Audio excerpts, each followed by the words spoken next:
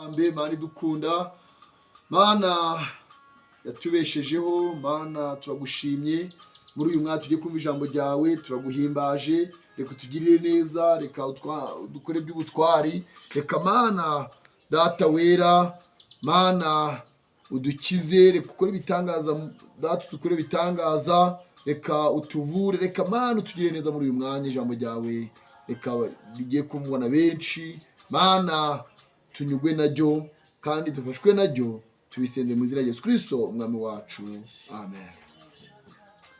Mu gihe cyo gusenga amasengesho agera kure cyane, hatambuka n'inyenyeri, umutima w'umuntu uje imbere y'Imana ugakomanga urugi ushaka kureba Imana, n'umutima w'umuntu uje imbere y'Imana ugakomanga urugi ushaka kureba Imana.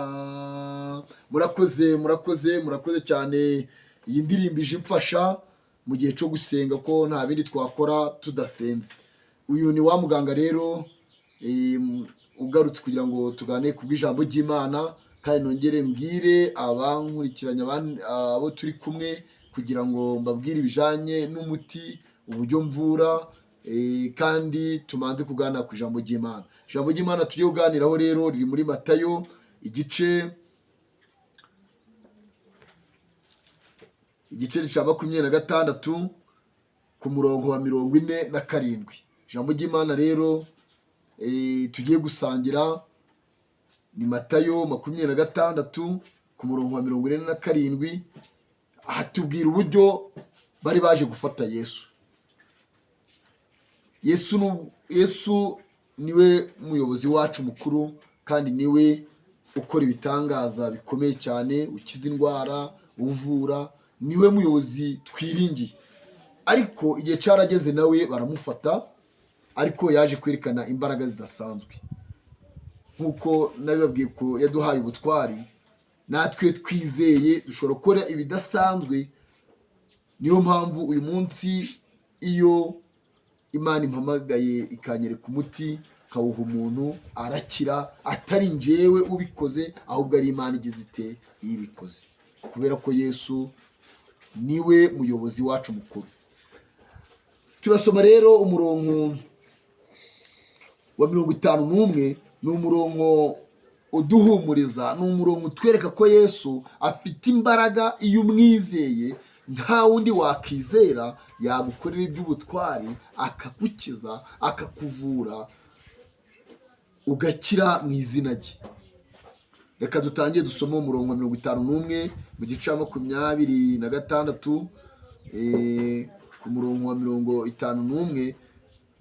Uravuga ngo umwe muri bo ari kumwe na Yesu arambura ukuboko, akura inkota ye, ayikubita umugaragu, umutambyi mukuru, amuca ugutwi. Maze Yesu aramubwira ati, subiza inkota yawe mu rwubati rwayo, kuko abatwara inkota bose bazicishwa inkota. Mbese wibwira yuko ntabasha gusaba Data akanyohereza abamarayika nonaha bagasanga legiyoni 12? Ariko rero bibaye bityo, ibyanditswe byasohora bite? Kandi ariko bikwiriye kuba. Uwo mwanya Yesu abaza igitero ati, hajya muhurujwe no kumfata, kuko muzi umwambuzi, mufite inkota n'ishimbo, nicaraga mu rusengero iminsi yose nigisha, kuki mutamfashe? Ariko ibyo byose bibereyeho kugira ngo ibyanditswe n'abahanuzi bisohore. Nuko abigishwa be bose baramuhana, barahunga. Aya magambo tuganiye, Yesu we yari afite ubutware.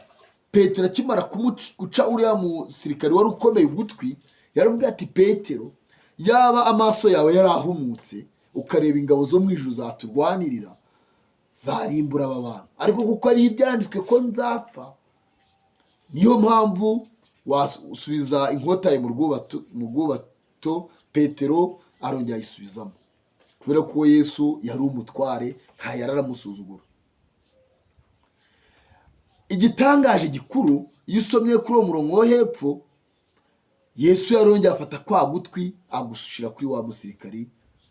Umusirikare agenda ashima Imana, kandi yaraje kumwica nubwo banamwishe, ariko uriya musirikari we yagiye ashima Imana. Iyo rero urwaye ugasenga Yesu urakira, iyo utagiye mu zindi mana. Hari abarwara rero bakirukankira mu bapfumu, bakirukankira mu zindi mbaraga zidasanzwe. Njyewe mukurikirane kuri ijambo ry'Imana, mbifurije kugira ngo muje musenga Imana kugira ngo mukire indwara zanyu. Kandi iyo ukize, Yesu yagukijije uba ukize, ntabwo indwara yawe yongera kugaruka kuko utayijanye mu badayimoni. Tujanye indwara yawe mu bapfumu, mu badayimoni, irongera ikagaruka, kubera yuko wagiye gusenga Imana zitavuga zitareba. Uyu musirikari rero agenda ashima Imana, kandi yaraje kwica Yesu. Katwongereho umurongo mutoya hepfo. Abafashe Yesu bamujana kwa Kayafa, umutambyi mukuru, ariho abanditsi n'abakuru bari bateraniye.